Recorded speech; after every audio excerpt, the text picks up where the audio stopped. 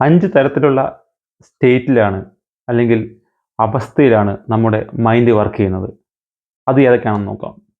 ഒന്നാമത്തെ സ്റ്റേറ്റ് എന്ന് പറയുന്നത് ഗാമ സ്റ്റേറ്റ് ആണ്. ഗാമ സ്റ്റേറ്റിൽ നമ്മുടെ മൈൻഡ് 35 മുതൽ 100 ഹെർട്സ് വരെ ഫ്രീക്വൻസിയിലാണ് വർക്ക് ചെയ്യുന്നത്. അതായത് സൂപ്പർ കോൺഷ്യസ് ലെവൽ എന്ന് പറയും. നമുക്ക് ചുറ്റും നോക്കിയാൽ മനസ്സിലാവാം, സ്പോർട്സിൽ നല്ല പെർഫോമൻസ് കാഴ്ചവെക്കുന്ന ആൾക്കാർ, അല്ലെങ്കിൽ മ്യൂസിക്കിൽ, അല്ലെങ്കിൽ ഡാൻസിൽ, ഈ മേഖലയിലൊക്കെ ഒരു പീക്ക് പെർഫോമൻസ് ഏരിയയിലേക്ക് ചില ആൾക്കാർ പോകാറുണ്ട് അല്ലേ? ആ മേഖലയിൽ വൈദഗ്ധ്യം തെളിയിച്ച ആൾക്കാർ. ഇപ്പോൾ ക്രിക്കറ്റ് നോക്കുകയാണെങ്കിൽ വിരാട് കോഹ്ലി, സച്ചിൻ ടെണ്ടുൽക്കർ, MS ധോണി, ഇവർക്കൊക്കെ ഒരു പീക്ക് പെർഫോമൻസ് ലെവൽ ഉണ്ടായിരുന്നു അല്ലേ? ഭയങ്കര ഫോമിൽ നിൽക്കുന്ന അവസ്ഥ.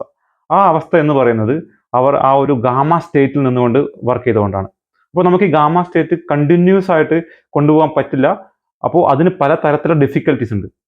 അപ്പോൾ അതുകൊണ്ടാണ് ഒരു ഘട്ടം കഴിഞ്ഞു കഴിഞ്ഞാൽ അവരുടെ പെർഫോമൻസ് വീണ്ടും നോർമൽ ലെവലിലേക്ക് തന്നെ വരുന്നത്.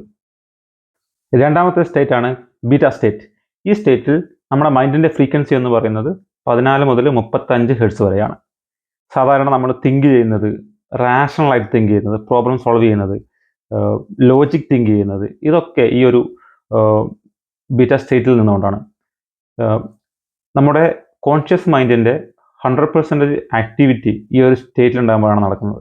സബ് കോൺഷ്യസ് മൈൻഡ് ബാക്ക്ഗ്രൗണ്ടിൽ വർക്ക് ചെയ്യുന്നുണ്ടെങ്കിലും കോൺഷ്യസ് മൈൻഡിൻ്റെ 100% ആക്ടിവിറ്റി നടക്കുന്ന ഒരു സ്റ്റേറ്റ് ആണ് ബീറ്റ സ്റ്റേറ്റ്.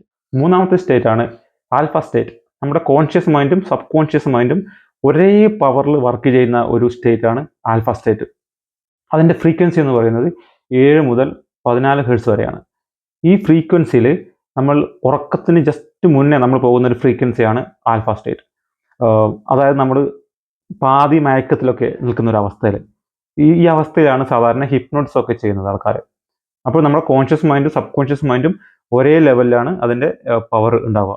നാലാമത്തെ സ്റ്റേറ്റ് ആണ് തീറ്റ സ്റ്റേറ്റ്. തീറ്റ സ്റ്റേറ്റിൽ നമ്മുടെ കോൺഷ്യസ് മൈൻഡ് ഉറക്കത്തിലേക്ക് പോകുന്ന അവസ്ഥയിലാണ് തീറ്റ സ്റ്റേറ്റിൽ സംഭവിക്കുന്നത്. അതിൻ്റെ ഫ്രീക്വൻസി എന്ന് പറയുന്നത് 4 മുതൽ 7 ഹെർട്സ് വരെയാണ്. ഈ അവസ്ഥയിൽ നമ്മുടെ കോൺഷ്യസ് മൈൻഡ് കംപ്ലീറ്റ്ലി ഉറങ്ങായിരിക്കും. അതായത് നമ്മൾ ഉറങ്ങുന്ന അവസ്ഥ എന്ന് പറയാം. നമ്മുടെ സബ് കോൺഷ്യസ് മൈൻഡ് 100% ആക്റ്റീവ് ആയിരിക്കുന്ന സമയമാണ്. സബ് കോൺഷ്യസ് മൈൻഡ് എല്ലാ സ്റ്റേറ്റിലും ആക്റ്റീവാണ്. എന്നിരുന്നാലും കോൺഷ്യസ് മൈൻഡിൻ്റെ ഡിസ്റ്റർബ് ഇല്ലാതെ 100% സബ് കോൺഷ്യസ് മൈൻഡ് ആക്റ്റീവായി നിൽക്കുന്ന ഒരു സമയമാണ് ഈ തീറ്റ സ്റ്റേറ്റ്.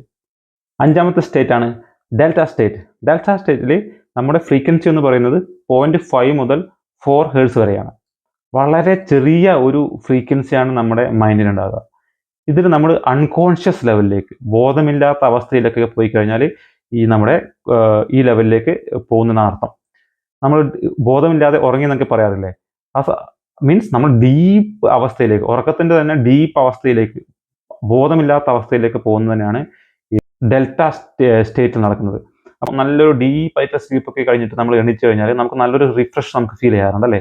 അപ്പോൾ അത് എന്തുകൊണ്ടെന്ന് വെച്ചാൽ ഈ ഒരു ഡീപ്പ് സ്റ്റേജിലാണ് നമ്മുടെ ബോഡിയുടെ റിപ്പയറിങ്ങും റീജനറേഷനും ഒക്കെ നടക്കുന്നത്. അപ്പോൾ ഇതാണ് നമ്മുടെ മൈൻഡ് വർക്ക് ചെയ്യുന്ന 5 സ്റ്റേറ്റുകൾ. എനിക്ക് ഉറപ്പാണ് ഇതിൽ 4 സ്റ്റേറ്റിൽ നിങ്ങൾ എന്തായാലും പോയിട്ടുണ്ടാവും. അതെല്ലാ മനുഷ്യന്മാരും പോകുന്നതാണ്. എന്നാൽ നിങ്ങൾ എപ്പോഴെങ്കിലും നിങ്ങളുടെ ഗാമ സ്റ്റേറ്റിൽ പോയിട്ടുണ്ടോ? നിങ്ങൾക്കൊരു ഫ്ലോ വന്നിട്ടുണ്ടോ? നിങ്ങൾ ചെയ്യുന്ന ഏതൊരു വർക്കിലും ഒരു എഫേർട്ട്ലെസ് ആയിട്ട് നിങ്ങൾക്ക് ഈസി ആയിട്ട് ഫ്ലോയോടെ ചെയ്യാൻ പറ്റിയിട്ടുണ്ടോ? അങ്ങനെയാണെങ്കിൽ അത് നിങ്ങൾ ഗാമ സ്റ്റേറ്റിലേക്ക് പോയതുകൊണ്ടാണ്. കാരണം അവിടെ നിങ്ങളുടെ സൂപ്പർ കോൺഷ്യസ് മൈൻഡാണ് വർക്ക് ചെയ്യുന്നത്. നിങ്ങളുടെ ബ്രെയിനിൻ്റെ ഫ്രീക്വൻസി എന്ന് വെച്ചാൽ ഭയങ്കര സ്പീഡായിരിക്കും. അവിടെ നിങ്ങൾക്ക് കാര്യങ്ങളൊക്കെ പെട്ടെന്ന് തന്നെ തീരുമാനിക്കാനും കാര്യങ്ങൾ കൈകാര്യം ചെയ്യാനും ഈസി ആയിട്ട് പറ്റും. അപ്പോൾ നിങ്ങൾ ആ ഒരു സ്റ്റേറ്റിൽ പോയിട്ടുണ്ടെങ്കിൽ ഒന്ന് കമൻറ്റ് ചെയ്യുക.